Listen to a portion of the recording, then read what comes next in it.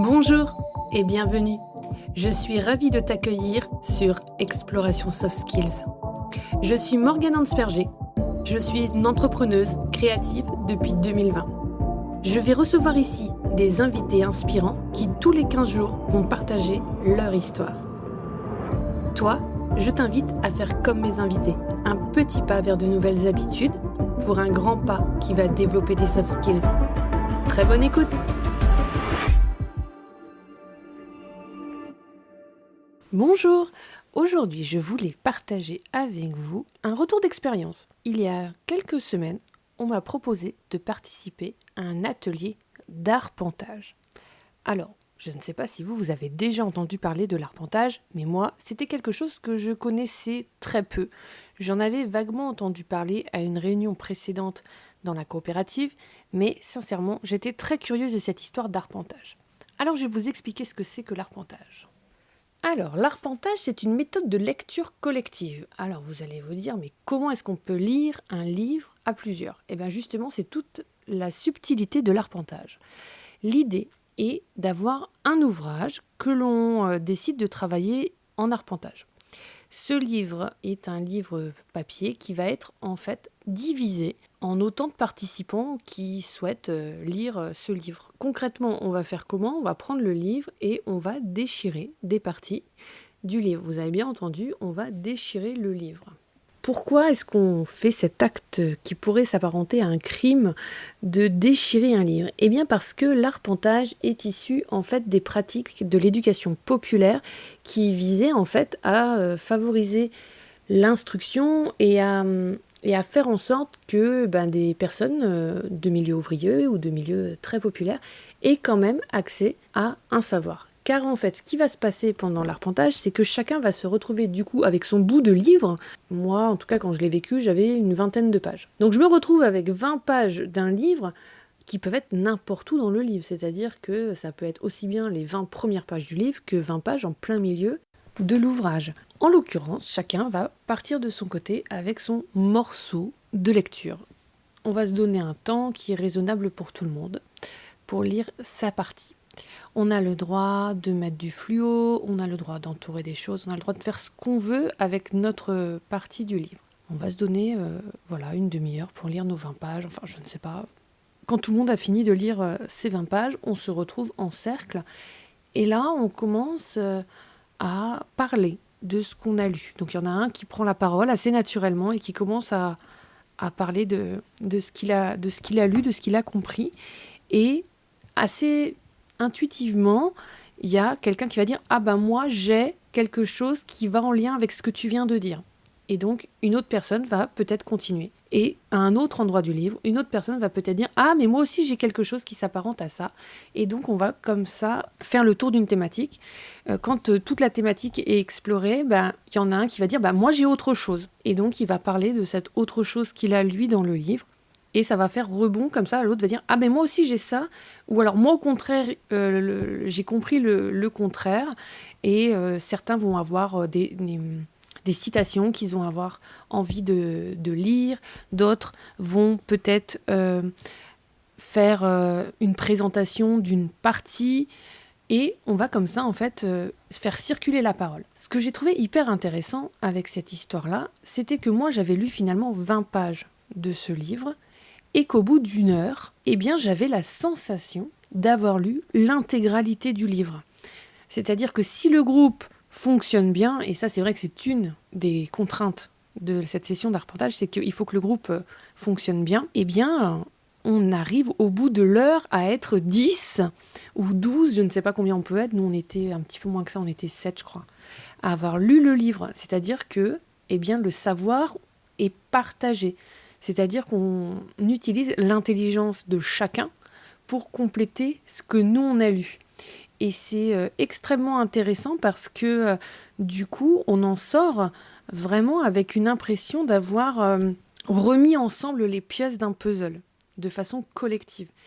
Et cette méthode, je la trouve très intéressante parce qu'elle est vraiment imprégnée de cette éducation populaire, de ce milieu ouvrier, de ce milieu militant qui avait envie de démocratiser en fait l'accès au savoir et qui était vraiment convaincu que tout le monde pouvait avoir de la connaissance en fait. Et ça, j'ai trouvé très intéressant. Alors, comment ça se passe ensuite? Il peut y avoir, nous c'était le cas pendant toute la restitution, quelqu'un qui prend des notes sur un tableau, éventuellement, ou qui prend des notes qui peuvent être après partagées, ou chacun prend des notes de son côté, selon comment vous voulez vivre l'expérience. Et à l'issue de ça, le livre, vous en faites un petit peu ce que vous voulez. C'est-à-dire que, par exemple, moi, j'ai eu la sensation qu'il y avait une partie du livre que je n'avais pas lu, mais que quelqu'un d'autre avait lu qui me semblait intéressante. J'ai proposé à cette personne de lire moi aussi sa partie à elle, parce que j'avais envie vraiment d'aller plus profondément dans la partie que elle avait. Mais sinon, il peut y avoir déjà une destruction du document. Ça, c'est vraiment tout à fait possible de toute façon. Nous, ce qu'on fait globalement, j'ai l'impression à la coopérative, quand il y a des sessions d'arpentage, c'est que le livre, il est remonté. C'est-à-dire qu'à partir de bouts de scotch ou de reliures, ils vont en fait reconstituer le livre dans l'ordre de démarrage pour permettre à ceux qui n'ont pas participé à la session ou qui voudraient lire le livre de quand même avoir accès au livre et de ne pas détruire l'objet livre. Il se peut très bien aussi qu'il y ait quelqu'un qui veuille récupérer une partie du livre ou toute ou partie du livre. C'est aussi possible en fait.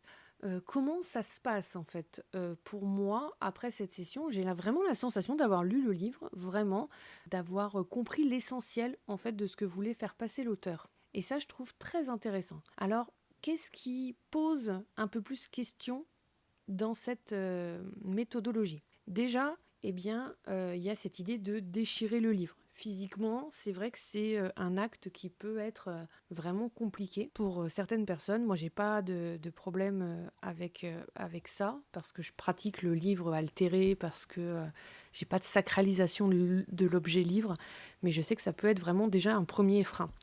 Le deuxième frein, c'est que nous, dans notre cas, on a lu le livre tous en même temps. On s'est séparés dans les espaces, on s'est répartis dans l'espace pour lire notre livre.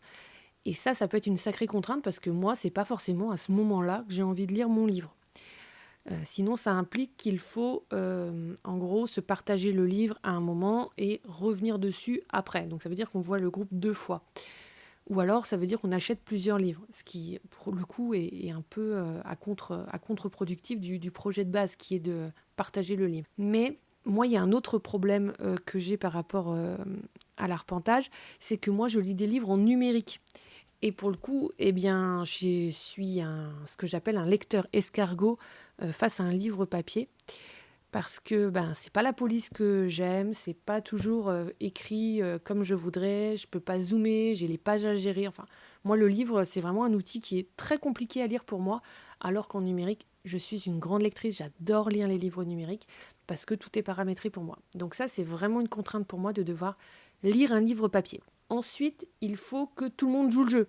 C'est-à-dire que si vous en avez qui ne lisent pas le livre ou qui ne lisent pas leur partie, vous allez vous retrouver avec un ouvrage qui sera incomplet, et donc une restitution qui sera forcément incomplète. Il faut également que vous ayez un groupe qui soit capable de communiquer et que tout le monde trouve sa place pour donner aussi à entendre. Il ne faut pas qu'il y ait quelqu'un qui monopolise la parole ou au contraire quelqu'un qu'on n'entend pas du tout. Il faut vraiment que tout le monde puisse échanger, et ça, c'est vraiment important pour que on ait tous accès à la finalité du livre. Donc ça, c'est vraiment, à mon sens, les contraintes que je vois. Mais par contre, il y a énormément de points positifs. C'est-à-dire que du coup, en 1 heure, on a lu à une dizaine un ouvrage qui, j'ai oublié de vous le préciser, mais doit être un ouvrage de quelque chose à apprendre, d'une thématique. Je ne sais pas si l'arpentage est faisable sur du roman ou sur des livres plus de fiction.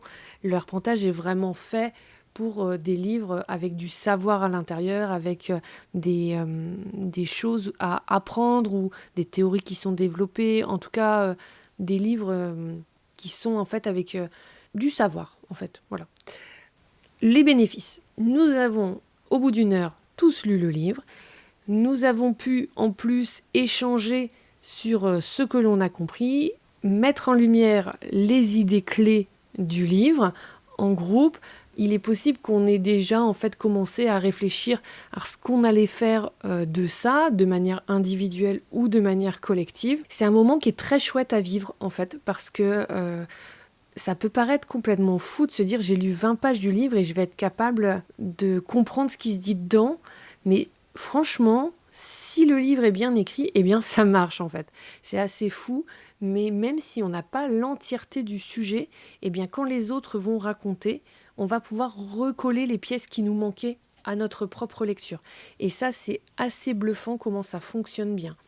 Donc, ce serait peut-être à expérimenter sur d'autres arpentages. Peut-être que ça marche pas à tous les coups et c'est ok en fait aussi. Mais je trouve que c'est une expérience à vivre. L'arpentage change complètement la façon de voir le savoir. C'est-à-dire que là, on n'est plus sur quelque chose qui descend, un apprentissage qui serait de l'ordre du professeur vers son élève, mais quelque chose qui est circulant, quelque chose qui communique, qui est interrelié. Et elle part du principe que tout le monde a la compétence de partage et la compétence d'apprendre et la compétence d'être intelligent. Et ça, c'est vraiment quelque chose que je trouve hyper riche. De plus, elle encourage la personne à réfléchir, à avoir l'esprit critique, à échanger, à confronter. Elle met aussi en lumière toutes les nuances et toutes les contradictions que peut avoir l'auteur à l'intérieur même de son livre. Je trouve que c'est vraiment une expérience à vivre, vraiment en groupe. Je ne sais pas comment est-ce que ça peut se faire dans vos régions, peut-être autrement, je ne sais pas du tout. Déjà, j'aimerais savoir si vous aviez déjà entendu parler de l'arpentage, si cet épisode, peut-être un petit peu particulier, peut-être un peu confus, vous a donné envie de le tester. Eh bien, je suis curieuse de savoir déjà quels sont les livres que vous allez lire dans l'été, parce que moi, je trouve vraiment que l'été, c'est un moment propice pour lire et pour partager nos lectures, pour en parler, ouvrir le débat sur la place du livre, la sacralisation de l'objet livre. Tout ça, c'est des questionnements que je trouve extrêmement intéressants dans cet outil, dans cet événement de vivre un arpentage. Voilà, je vous laisse sur ça et je vous souhaite une très très bonne lecture. Je te remercie d'avoir écouté cet épisode. On se retrouve dans 15 jours. Si cet épisode t'a plu, je serai ravie de lire ton commentaire et de voir ton like. Toi aussi, tu peux faire rayonner les soft skills en partageant cet épisode. Et pour continuer à les explorer, tu peux t'abonner à cette chaîne ou me retrouver sur tous mes réseaux sociaux sous le nom Morgane Ansperger ou Morgane Facilitation. Je te souhaite une très belle journée. À très vite!